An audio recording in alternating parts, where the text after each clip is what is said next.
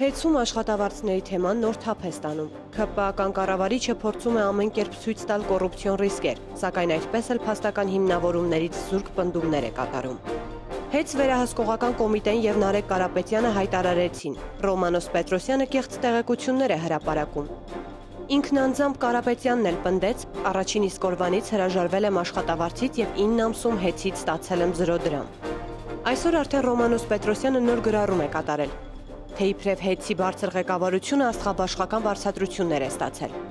Գրառման պատասխանը ճուշացրեց Նարեկ Կարապետյանը եւ հրապարակեց անդորագրերը, որտեղ հստակ երևում են, տնօրենների խորհրդի տեղակալի աշխատավարձը փոխանցվել է բարեգործական նպատակներով։ Թեման շահարկելով նախկին աշխատակիցներին եւ տնօրենին թիրախավորելով ներկայիս կառավարիչը փորձում է ապահովել իր վարկանիշը, բայց արդյոք դա նրան հաջողվում է։ Մի բան հստակ է, ՔՊԱ-ական կառավարիչ նշանակելուց 2 ամիս անց Moody's միջազգային վարկանշային գործակալությունը հեծի վարկանիշը նվազեցրել է կայունից դարձնելով բացասական։